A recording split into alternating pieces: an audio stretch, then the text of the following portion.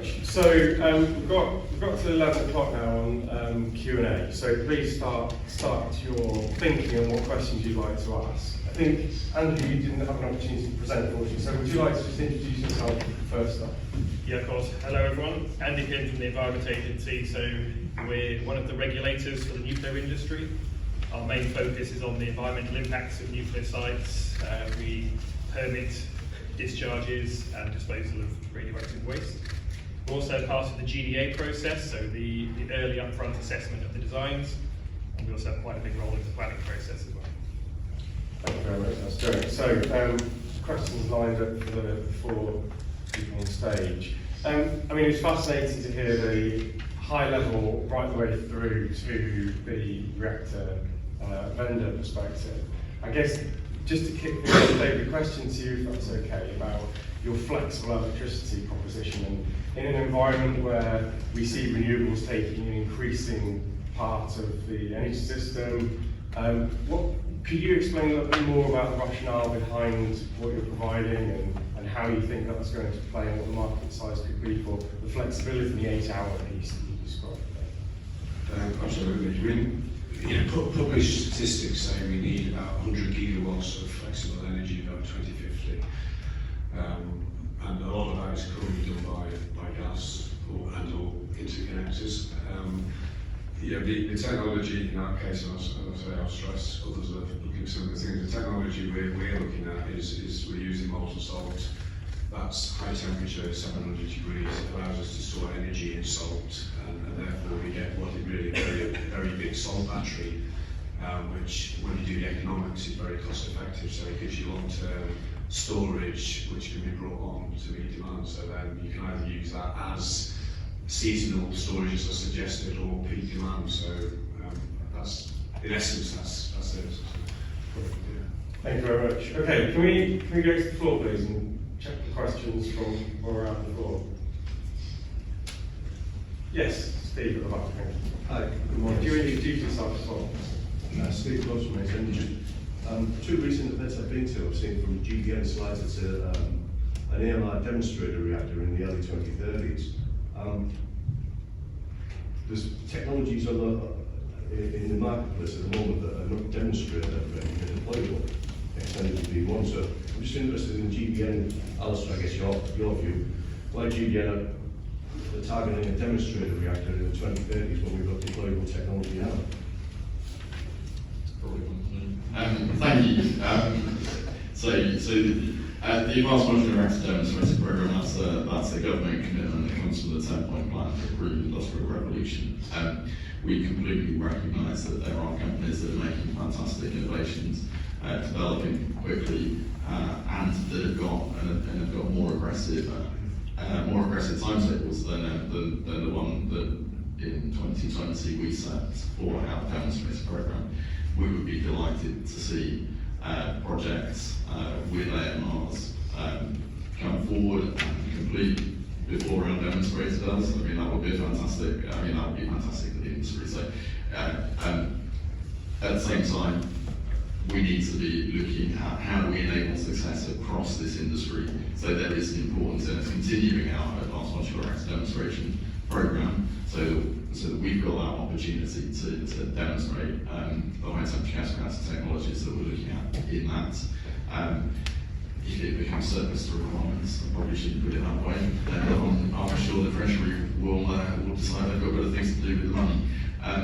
But I don't think it's an either or. I don't think you should see that just because we're targeting getting a demonstrator built by the early 2030s, that means we're not interested in seeing commercial projects delivered more quickly. I think it's both. Okay. Thank you. Also, that helps in all too. Thank you very much. I think there was another question over here first, if I may. Name your organisation.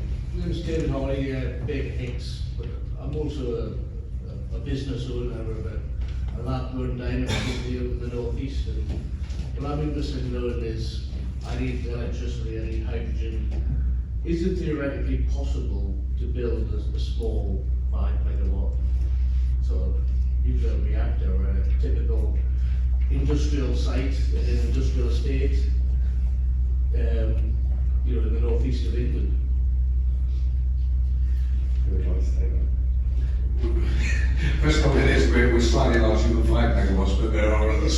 questions. I think yes. I think there's my point about the planning. There's nothing we can see that precludes. You know, you'd have to assess the site, obviously, and I don't know which site you're talking about, but you know, hypothetically, you talked about an industrial site, so you sort of give it an image. Yes.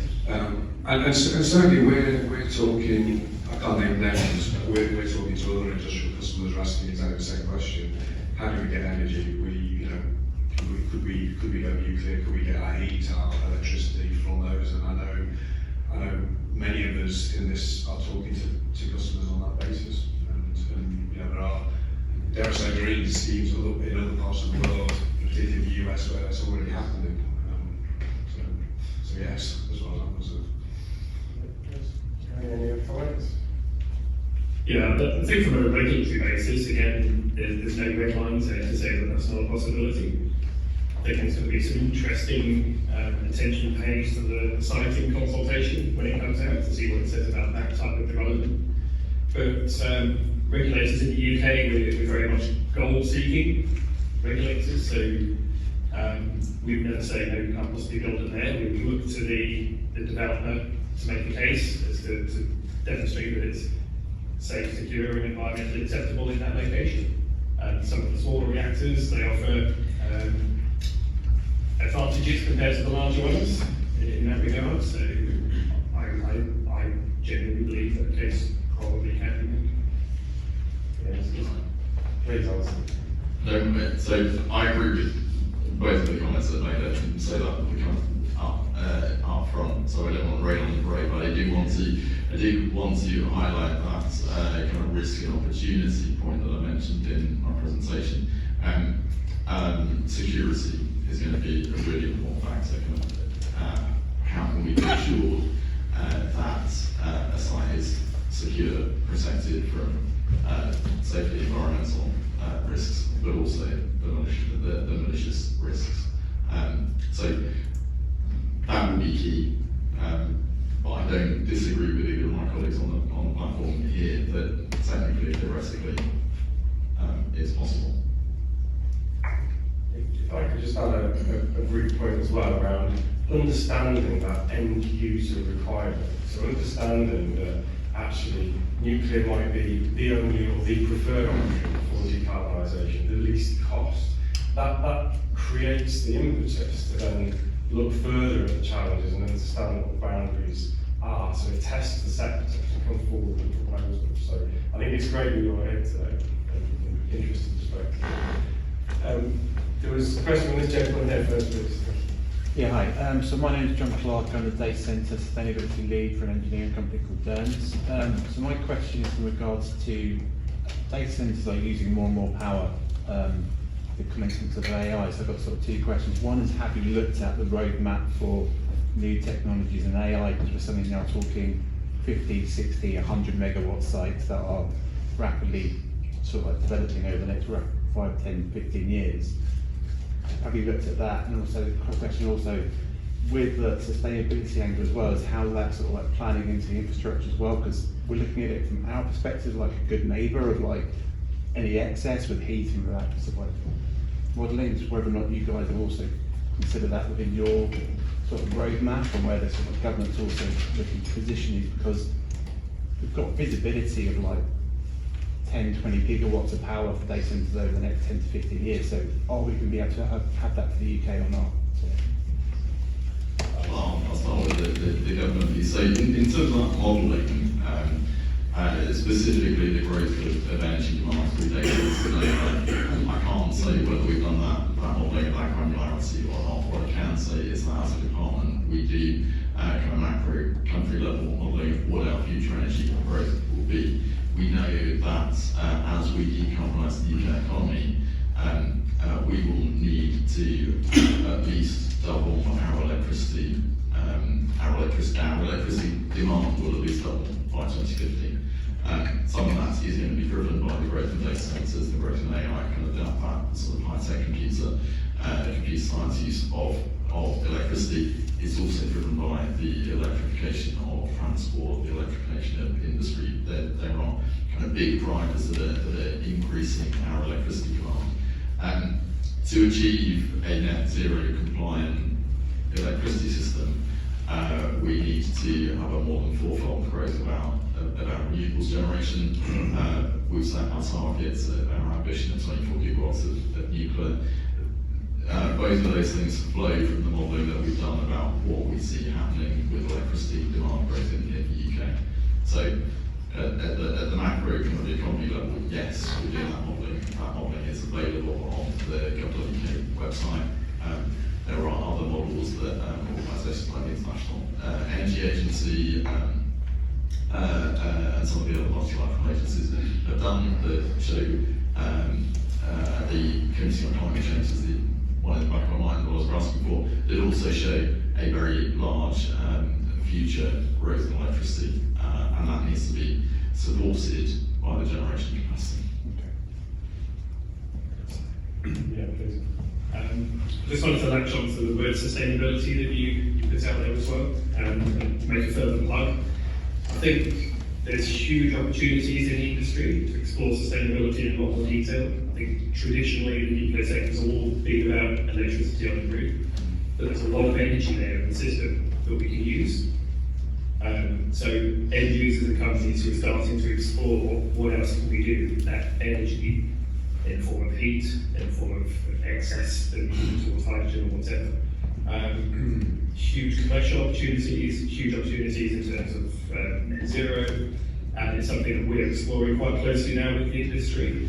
And it's something that we're starting to look at really early on as well with the design, so we've just brought sustainability into the GDA process as well, to start formally looking at it with the vendors at the very early stage. So really happy with it.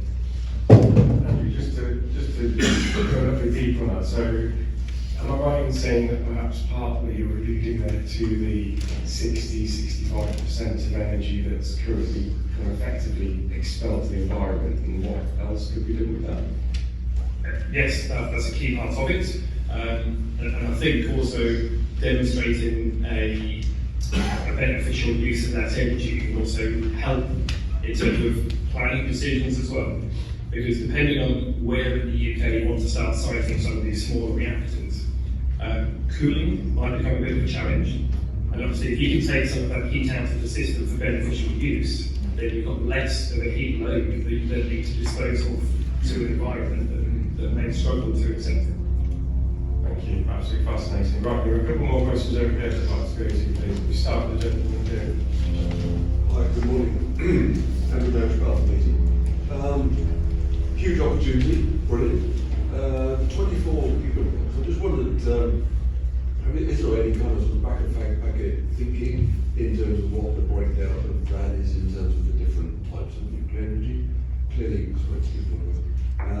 Clearly, once Sizewell B is the only one remaining from the current round, I forget how much the output of that is, probably 2 or 3 gig. You've got 7 coming from HPC and Sizewell C. So that's getting towards sort of about 10 gigawatts. The 24, how do you see the breakdown of the other sort of 14 in terms of SMRs, other conventional nuclear, AMR, anything else? And I suppose my supplementary question is, I'm intrigued that you're limiting, from what I think was said today, to selecting 2 SMRs. It feels like there's quite a lot of opportunity, and these things are going to be sort of developed in parallel. Should the country not be thinking about maybe looking at having 3 or perhaps even 4 versions that it brings forward to see which one actually works the best? Thank you. Thank you, really good question. So I was going to make a flippant answer to start with, which I'll do anyway. so back at the fact packet thinking, we're bringing forward a roadmap soon. Right. So that's got much more thinking than the back of the fact packet that's going into it. But the less flippant part is, yes, there are lots of different technologies that are coming forward. They're in different category classes. We've got gigawatt scale reactors, we've got small light water reactors. We've got a host of different types of generation for AMR. While government can do some thinking about what sort of proportions do we think gigawatt projects are going to provide SMRs and AMRs. I think what's going to be key is what sort of projects are being initiated by companies, and how can we help kind of with GBN, but how can the market help take some of those decisions so that we're getting economically efficient kind of decisions on what is the right mix of technologies. I think you're right on that point about isn't it better to have 3 or 4 kind of multiple SMRs coming through so that we've got some reserves, we don't know which ones are going to succeed and which ones won't. We would hope, I mean, there's a very large global market for low carbon energy. There's opportunity for lots of success in the UK and worldwide. What I would also say is that, and kind of Brian will probably comment from the GBN perspective, but from a policy perspective, GBN has got a mission within its remit. That's not a mission for how to deliver kind of within that tech selection process remit. How do we deliver all of the SMRs that might be needed within the markets 2050? So there is a kind of a what government does through that process, and there is the what else are we enabling through wider policy measures, through the signals we have in the roadmap, through the alternative risk to market conversation that can support and private sectors to take private decisions of bringing forward other projects. Yeah, I guess I could just add, as I mentioned, we did a pretty significant engagement with the industry in April, and talked to a lot of companies and provided a lot of feedback.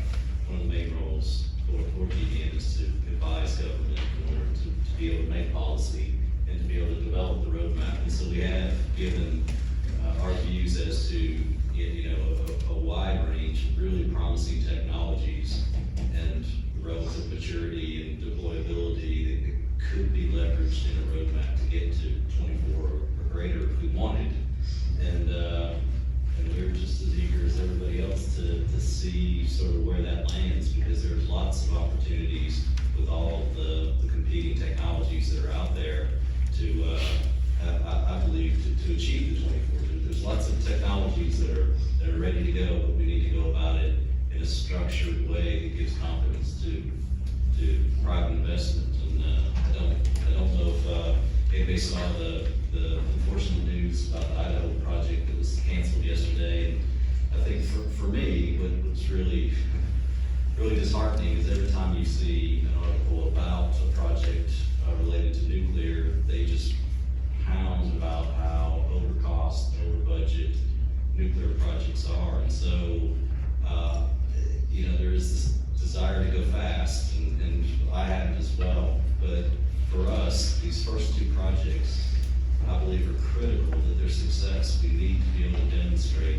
that we can do nuclear projects in the UK on time, in budget, to gain confidence. And so maybe we're moving a little slower than what the industry would like, but I really feel like these first 2 have to be for the roadmap to be able to be deliverable. David? Yeah, just commenting on that. One observation would be, even if you look at conventional SMRs and advanced nuclear technologies, I think there's only one in operation in Russia. So, we're on a journey which we've just started. They're not operational, and I'm not sure any of us can predict exactly which will be successful, which will work. So my thought would be, I think it's good. It's clearly good to get started. I applaud that. We get started, but then I think after that, what we're listening to is create the environment. Don't pick the winners yet. Create the environment in which the winners can emerge. Would be my strong view. Thanks very much, everybody. Craig, you've got a question from yourself and then to Ivan.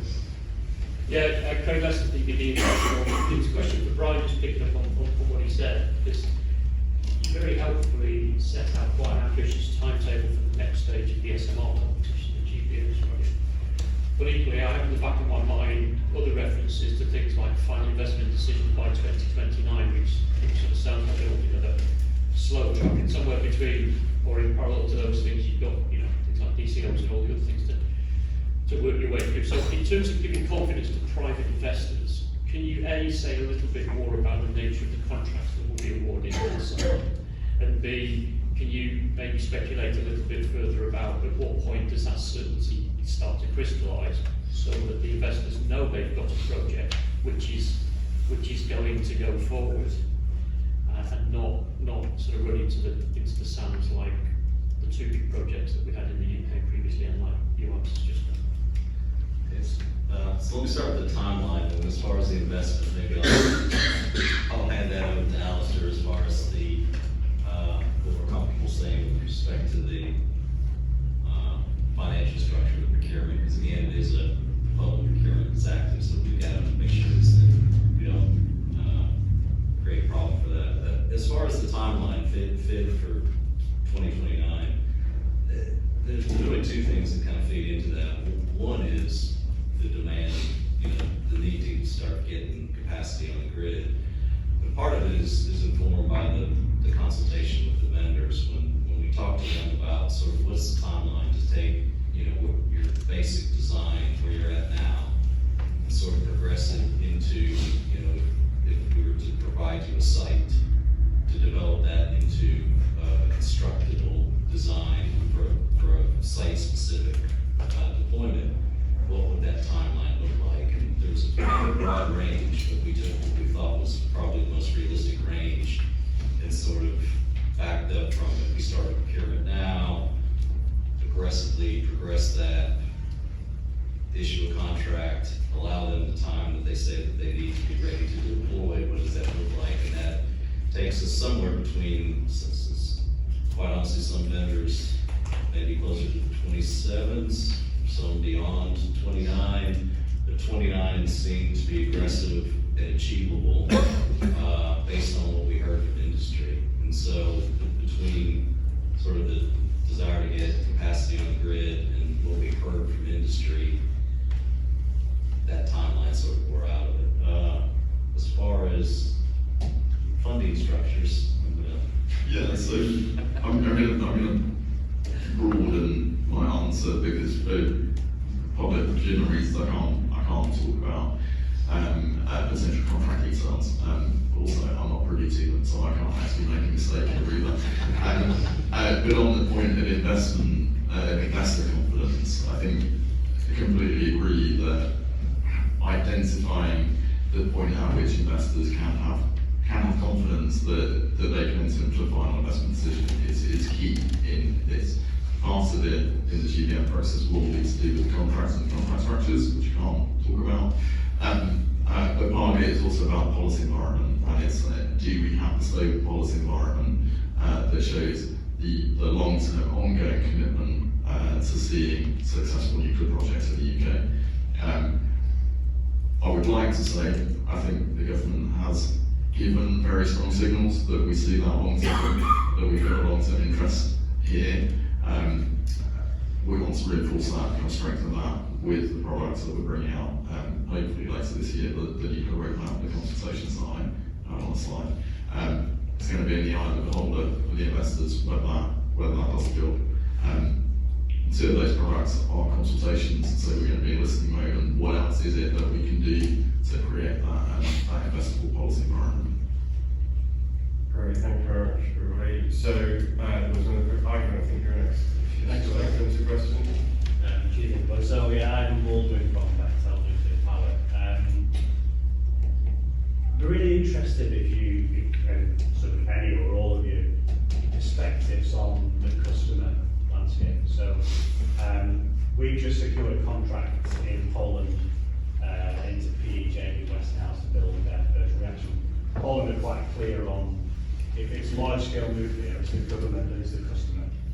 And on small nuclear, the industry are the customer, and some industry players that sort of move forward. I think in the UK, it's quite clear we've got policy, we've got enabling, but beyond the French government and the Chinese government, it's kind of not clear in the UK who the customer is. And there's part of that world, GB nuclear, I'm really interested in this sort of perspective on who's buying, who's the customer.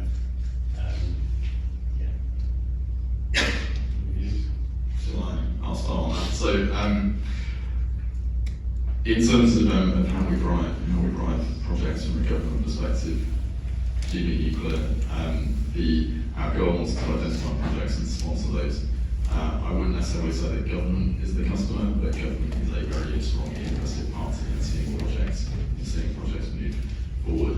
But I think that there are other customers, and that's a really important point for you to raise and a great question to put.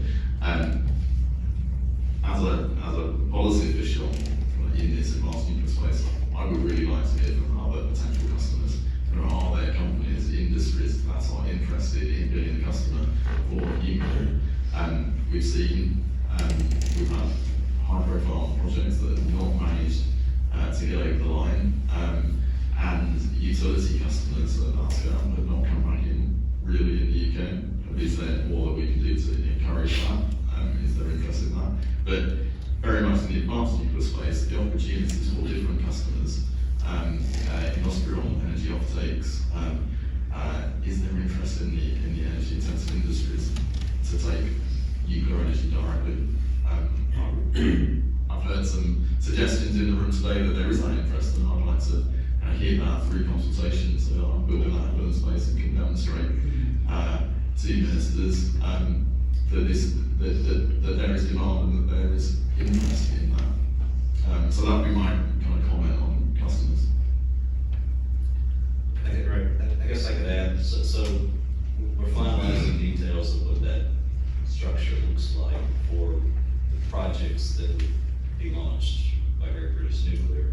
But as Alistair said, there's going to be other routes and other projects that won't have to come through Great British Nuclear. Was, the alternative routes is discussed and policies made. So once the procurement is issued and made public, that structure, at least for the projects that come through Great British Nuclear, would be visible to the industry as to how the ones that Great British Nuclear are addressing this structure.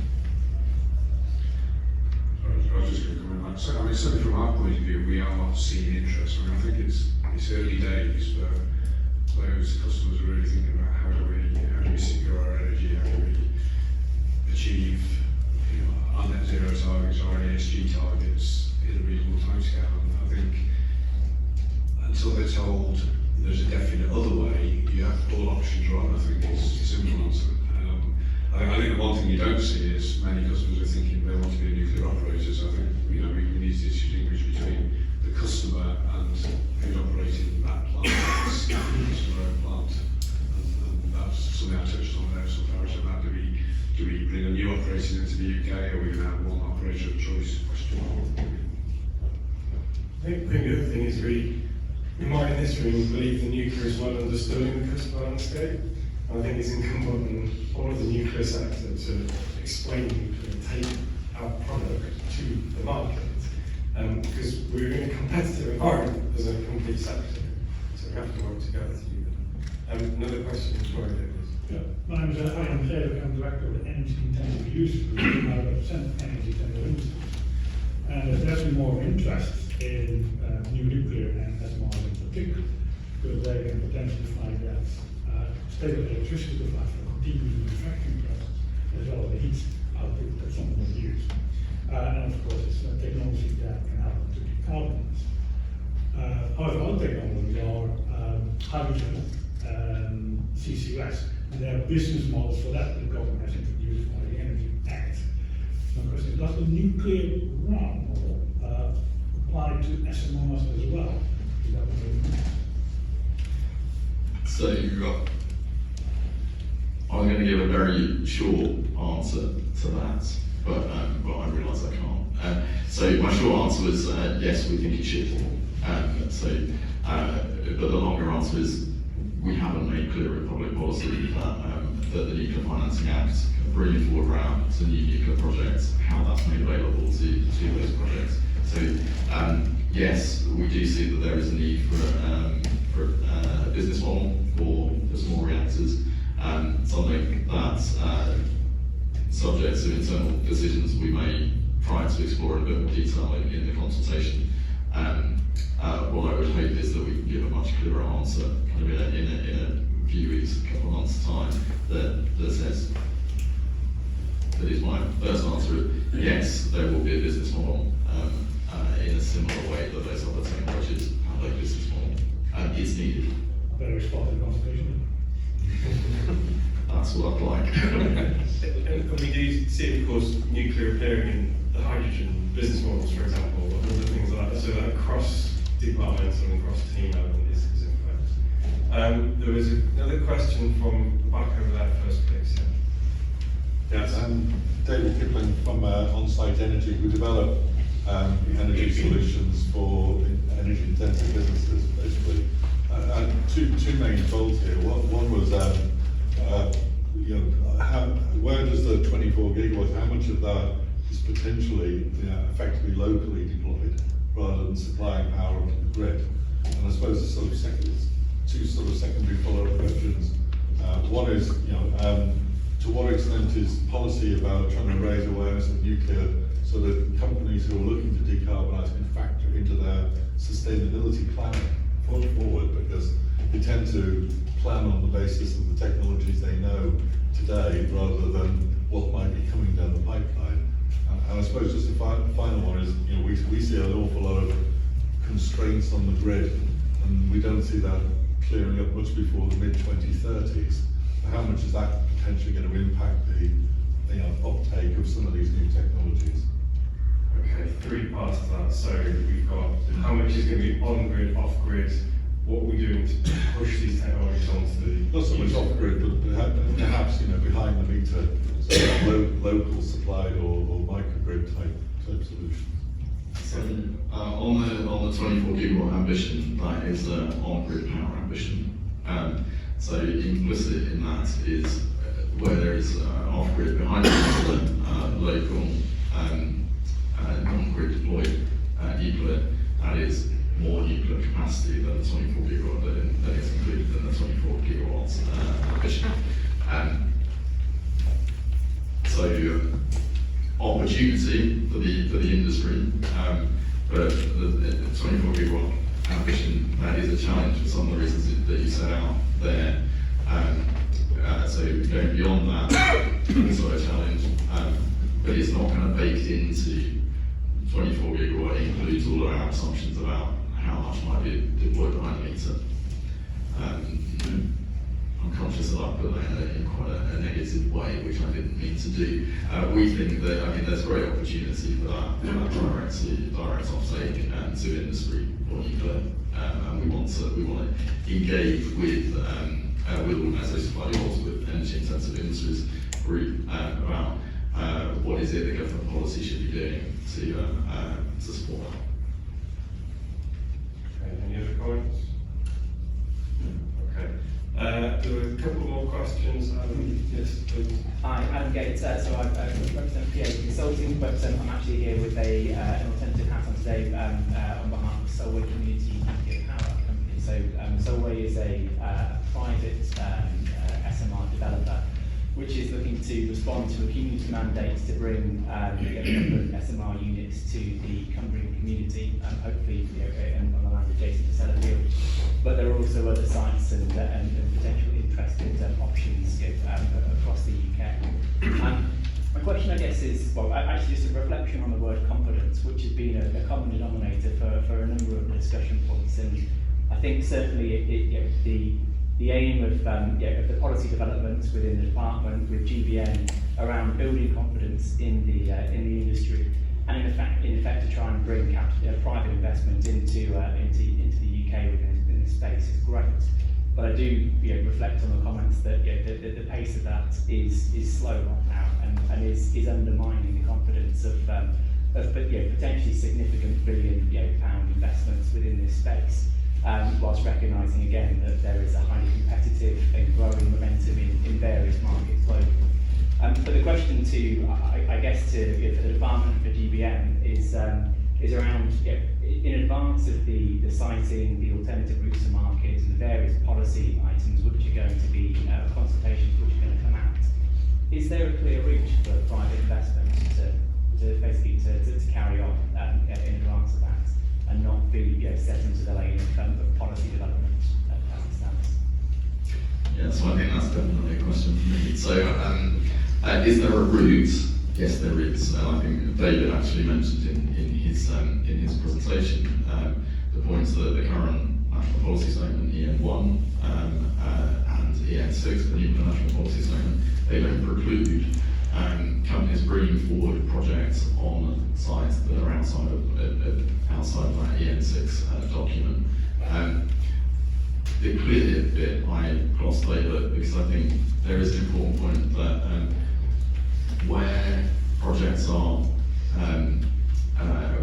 on different sites, for instance, there may be some higher risk because we've not, through the policy frameworks, we've not helped manage down some of the development consent risk, taking that siting parts of it. Similarly, we had a question about Rowden SMR business model. We don't yet have in place a business model that takes some of the financing, revenue support risks down a notch. But for companies that are willing to take private investment risk, there are not, I can't think of the right phrase, but there are not red lines that prevent companies taking commercial risks to bring forward nuclear projects. I think what we recognise is that the size and cost and duration of traditional nuclear projects means that is a lot of risk that investors may not be willing to take on, hence the need for government to put in place policies that help bring those risks down. The SMR business model, the concept of SMR, so bringing the absolute cost of the units down, that may in itself be bringing the risk to a tolerable level for private investors. Obviously that's going to be, different investors will have different risk appetites. But where there is that risk appetite, there are not red lines that prevent companies seeking to make their own progress. I will say that any nuclear project will need to be regulated within our nuclear regulatory system, and clearly that means it needs to make a safety case and it needs to go through those processes. But it's not the case that there is a moratorium on any nuclear project that is not on one of the sites that is currently listed in our national policy statement. Thank you, that's great. Right, we've got coffee very shortly, but I think just one more question, please. Thank you. Hi, Hugh Gilmore from DESNZ UK. We're a low carbon energy developer. We've talked a lot about helping the customers understand nuclear, but I'm quite interested in the panel's view on how we make sure the public come on that journey. It's quite well established at gigawatt scale, it's local communities understand nuclear. We're then going to deploy this across the country into communities that have never experienced it. Where does that responsibility lie? Clearly, there's a broad church of government downwards, but how do we as an industry take that piece forward? Is there a roadmap for that, for instance? I'll give a quick response to that. I kind of quite like your framing, kind of government broad church downwards. I don't think taking the public with us is just the government responsibility, but there's certainly a government role here. And one of the things that the Department of Energy Security Net Zero does, and our predecessor departments have done for since about 2012, it might be earlier than that, is actively monitor public attitudes towards different energy topics, including public attitudes towards nuclear. We know from that data that broadly there is a larger group of the public that support nuclear than there is that is opposed to nuclear. Figures will vary up and down, but it's roughly kind of 25 to 30% in support, 20 to 25 opposed. But there's a big block in the middle that don't have a view, that don't know, and communicating with those audiences as projects come forward. How do we understand their hopes for the opportunities and their fears for the risks, and provide that reassurance and ensure that we're managing the risks responsibly so that we can achieve the benefits. I think that there is a role for government in that, there's a role for the industry in that as well. Okay, final comment from, well, two more comments. Dave first.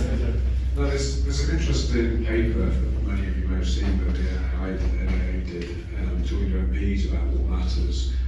And the overriding thing that matters, whichever side of the house you're on, was jobs. I think we just need to change the narrative. This is important about creating jobs now prosperous industry for your kids, your next generation. Let's change the narrative. You know, I can talk in this group because I'm talking about nuclear safety and waste and things like that. But I often use, you know, we all know that when we get in a plane, there's a risk that it might crash. Yet the benefit far outweighs the risk because we're either going on holiday, we're doing good business. We've got to get the narrative into that place. This is about good jobs, secure energy, low cost energy, and that's where we need to be. And yes, the other things will be dealt with by the way. But that's my opinion. Yeah, just a further brief reflection. As a regulator, we would see that local social license to operate as being absolutely essential for the industry. I think history would tell us that if you haven't got broad local support, then getting projects off the ground will be extremely challenging. We're very supportive of early community engagement, so one of the things that we do through very early pre-application discussion is we will come and meet with local communities, we'll talk through our role as regulators and how we provide, you know, a service to the local community to provide reassurance that the project is not going to cause any harm. We do it through GDA, through the public comments process, and through the existing GDAs we're doing. We're starting to see some comments come through from local communities to say, Company X, not to drop any names, has talked about potentially deploying in this area, we'd like to know more about it, so can you and the company come and talk to us. So these are things happening behind the scenes, but generally they happen within established nuclear communities. So starting that conversation with new communities near to industrial hubs, I think is going to be a challenge, and it does need to happen very soon. Great, thank you very much. Right, we have coffee now, which will take us through until 11:30. So we could meet back here at 11:30. Before we do that, could we just thank all our panellists again, please?